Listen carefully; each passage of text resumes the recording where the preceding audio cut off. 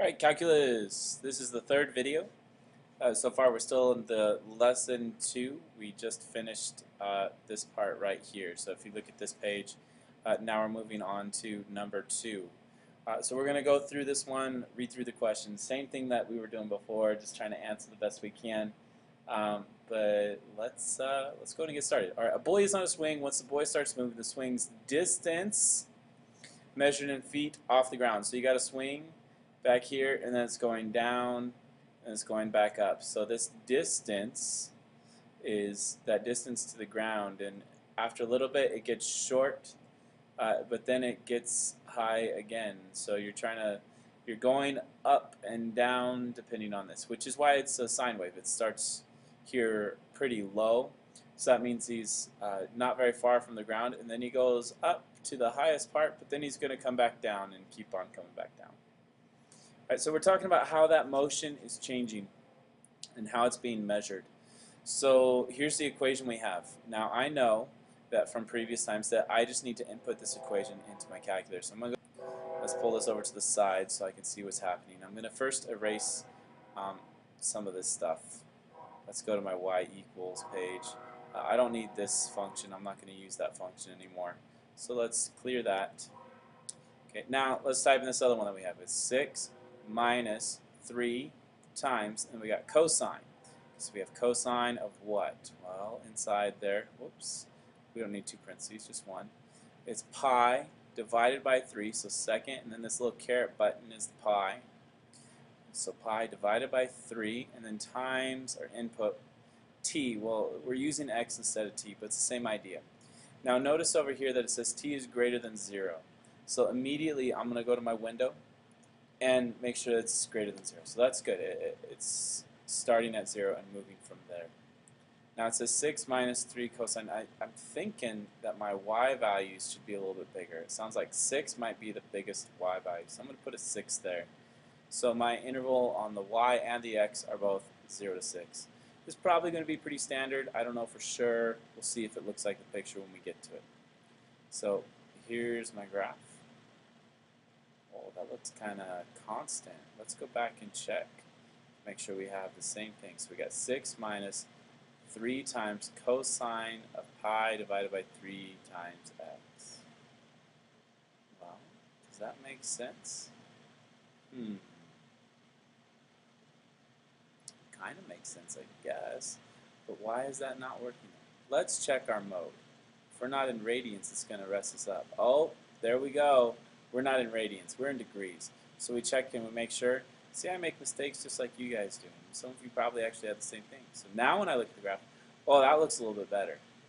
Okay, so we actually have a graph that's even higher than what we were looking at. It looks like it's only going to go from 0 to 3 on the x-axis and maybe about 0 to 9 on the y-axis. So let's change that. So this time I'm going to go from about 0 to 3. And instead of 0 to 6, let's just do 0 to 10. For the y-axis. Let's look at our graph now. Excellent. That looks so much more like what we were looking at in the picture. So this actually goes 1, 2, 3, 4, and this goes up to 10 here. So we need to go out to 4. So I'll go back and I'll change that out to 4 just so we're matching the same stuff. Window. Then I click on the X ranges, the X domains there, and I'm going to go out to 4.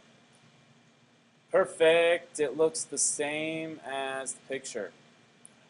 So we have find d, the distance, right here, when t is 2. So in other words, I got to find what does d equal when t equals 2.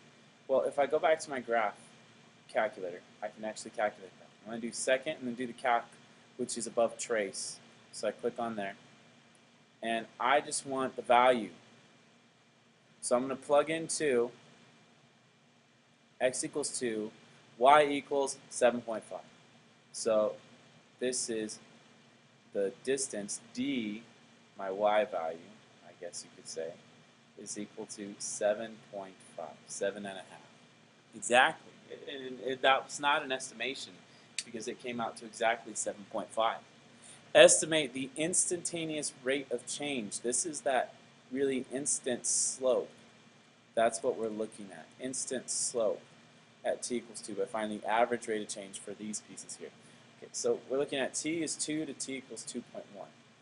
So this is where we had to calculate those differences. We used the function within the graphing calculator. So I'm going to clear out of this graph and go to my calculations page. Let's see if we can get there. Alright, there we go. Let's start fresh. So now I got to do that slope thing, which if you remember, slope is actually y2 minus y1 over x2 minus x1.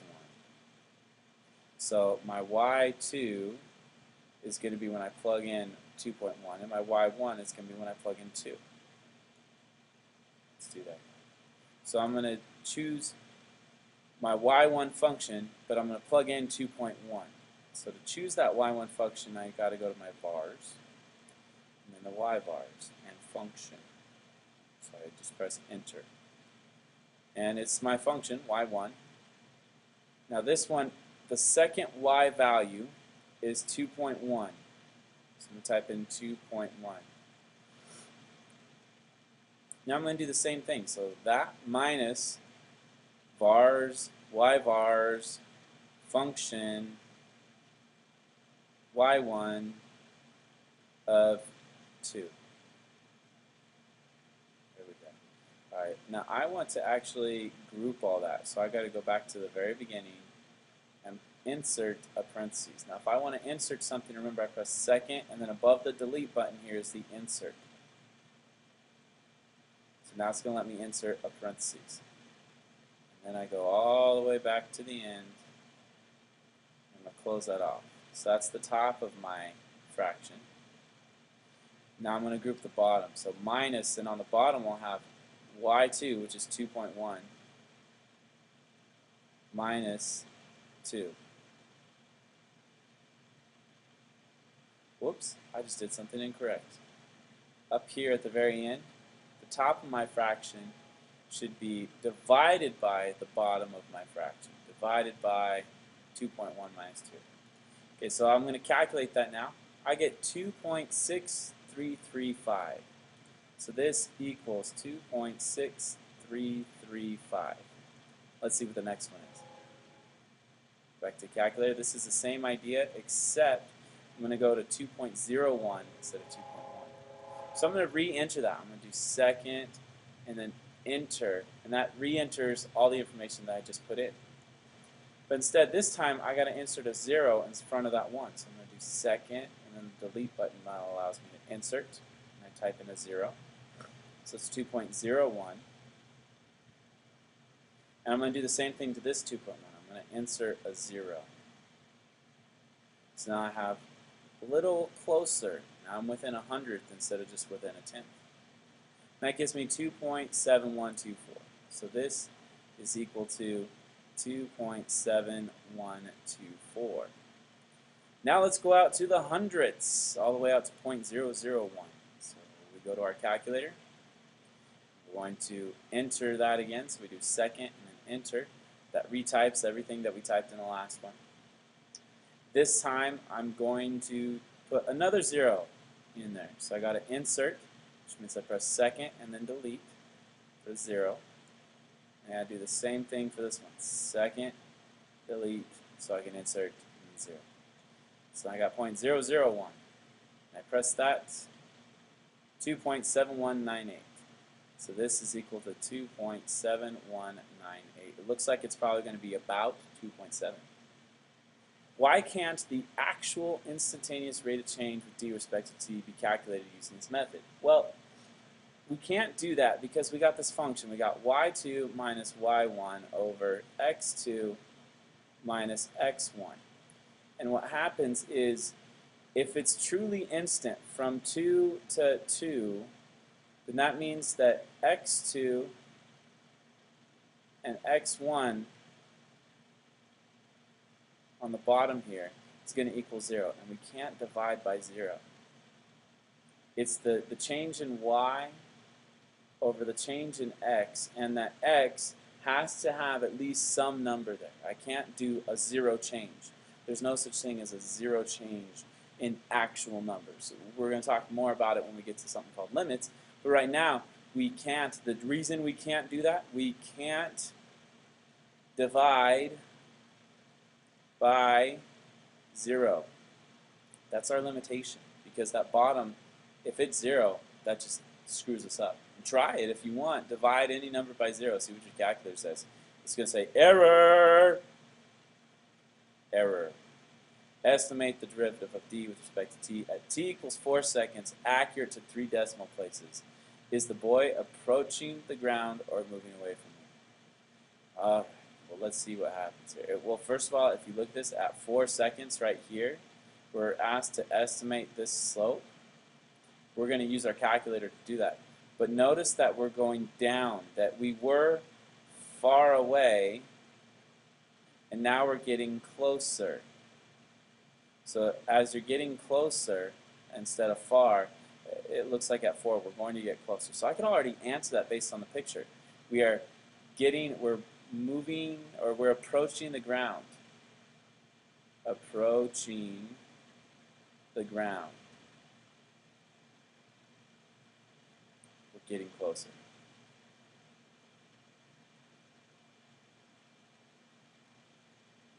And let's find this average slope. We're going to go out to 3 decimal places and see how that works for us. So here's what I'm going to do. I'm going to actually enter this again, but instead of at 2, we're looking at 4. Oops, let's go down. Here we go. We're going to go all this way. We're going to do 4 for this number, and 4 for this number. And then we got to type in a 4 for this number as well. We got to be really close to 4. So instead of 2's, these are going to be 4's. And I'm also going to go even more detailed. Let's add a couple more zeros in there, just to make sure that we are super accurate. So I'm going to do second, and then the delete button allows me to insert. I'll type in a 0. And another 0. Alright, let's insert now down here with these zeros. I'm going to do second, delete, which allows me to insert, and then press 0 and 0 again.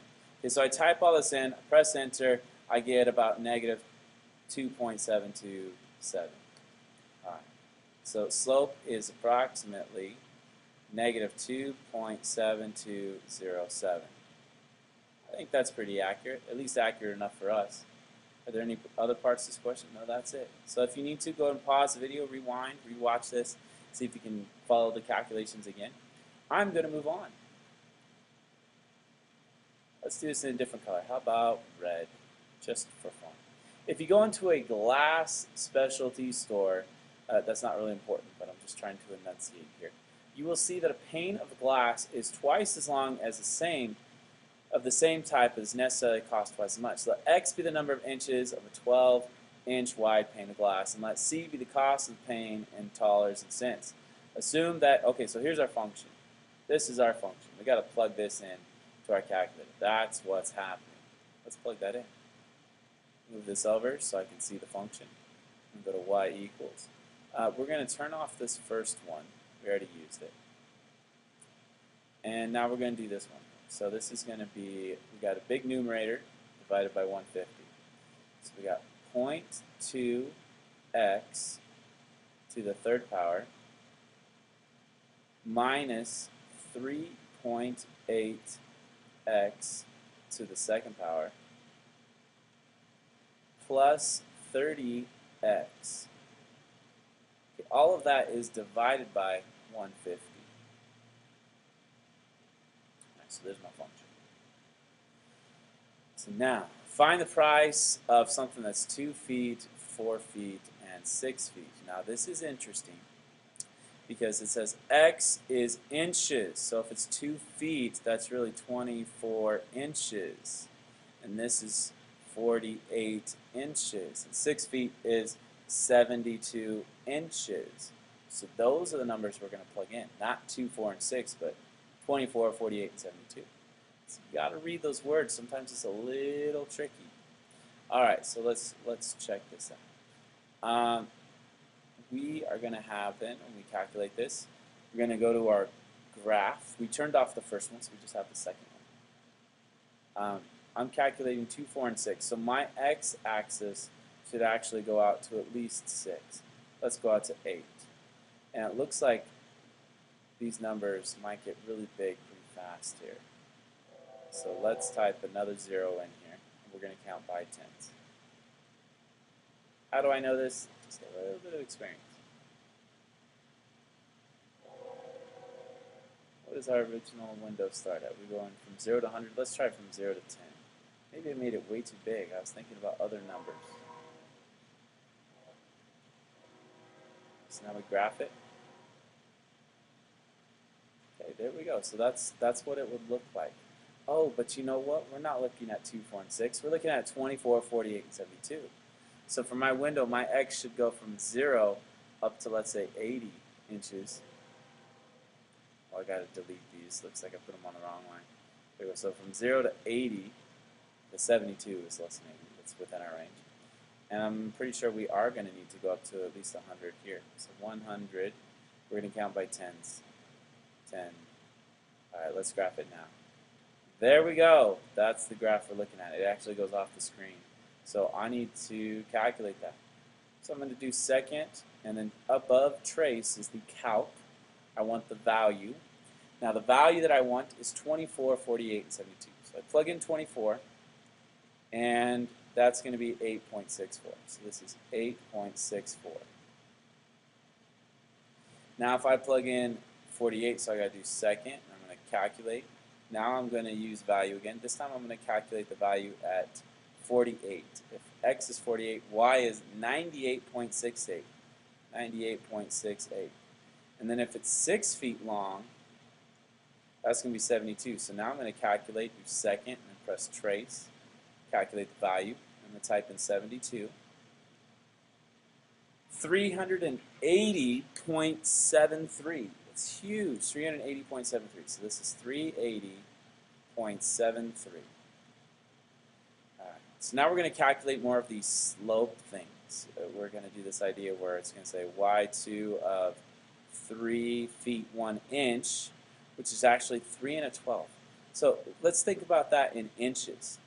3 feet is going to be 36 inches. 3 feet 1 inch is going to be 37. So that's going to be 37 minus y2 of 36. That's going to be our numerator. Then we're going to divide that by 37 minus 36. This next one's going to be 37 minus our 36.5, which is our 3 feet ½ inch, minus 36. This next one's going to be 36.1 minus 36. All right, so let's type those in, see what we get. So I'm going to go to my calculator here. I'm going to clear the graph, which brings me back to the calculation page. All right, so we're going to do our vars, y vars, and function. And this time we're going to do y2, our second function that we typed in. Now, remember I need to group this, so I'm going to insert a parentheses out front. So it's y2 of 37 minus vars, y vars, function, y2. Remember using y2 this time, the second function, not the first one. y2 of 36. Now we group that, and then we're going to divide that by 37 minus 36, which is actually 1, but I'm going to type it in just to show you where everything's coming from. So that looks good. We got a top and a bottom, and y2 minus y1 over x2 minus x1. 3.68. So this change here is 3.68.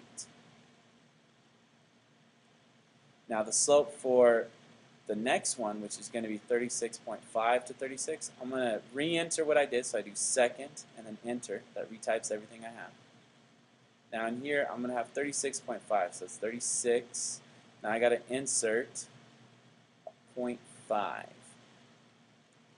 got to do the same thing down here. 37 becomes 36.5. So that's going to be 6. Then we have a second insert, and then we got to add in a 0.5 right there. So I'm going to calculate this one. Let's see what comes up with. 3.6196. So 3.6196. I wasn't as accurate in the first one, but that's okay. Let's look at the next one. This time is 36.1. So we're going to enter again, that's second entry, second, and then press the enter button. And this time instead of 36.5, we're going to put a 1 there because it's 36.1 inches. This is 36.1 inches. So press enter to calculate. 3.5718. So right here I have 3.5718. As we continue the process, it seems the average rate of change is approaching a number. What number is this, and what is the name given for this rate of change? Well, to find that number, we just got to make it more and accurate. So I look at the numbers that I have, and let's just add a bunch of zeros in. So let's do second entry and make this even more detailed, accurate. Second zero. Insert a couple of. Okay, that's calc 3.56. That's probably what it's going to, about 3.56. Okay, what number is this? This is the instant change because we're trying to hone in or zero in, narrow down that window to an instant, a really small window. So that's what we get. It says estimate the derivative in price if x equals 1 feet or 12 inches, 2 feet, which is 24 inches, and 4 feet, which is 48 inches. And it says use proper units. Okay. So it's talking about 1 foot, 2 feet, 4 feet. Let's see what's happening here. All right, so we got a thing here. So we're going to insert, or not insert, but we're going to enter the same thing that we did before. And this time, instead of doing it at 36 inches, we got to do 12, 24, and 48. So wherever it says the 36, I'm going to fill that in with a 12. So 12, and then this next 36, scrolling over, maybe you guys can do this faster than I can. I'm trying not to go so far. Oops, there we go, up, over, over. So 1, 2, so we need 12. And then this next one is 12. And this next one is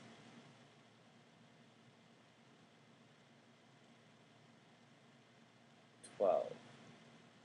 So that's going to give us our first calculation at 12 inches or 1 foot. 0.1680. So this is 0.1680. Now if we're measuring slope, that's a change in a vertical over the change in horizontal.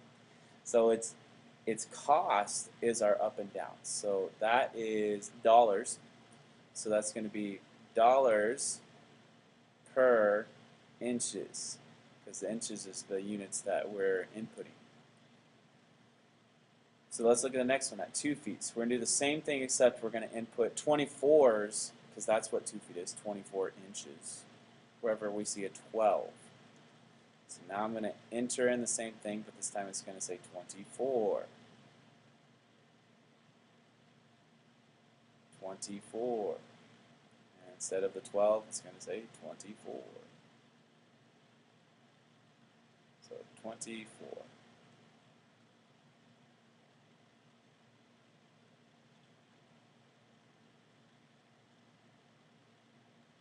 Boom.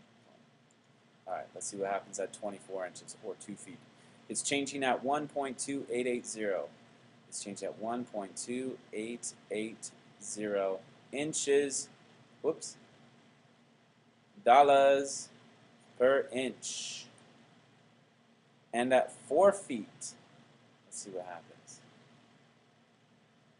So that means 48 inches. So I'm going to enter again, re-enter all the stuff that we have, but this time I'm going to replace the 24s with 48 inches. 48. 4 and then an 8. 4, 8.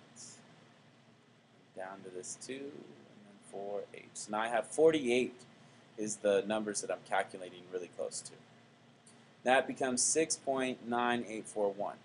So this is 6.9841 dollars per inch.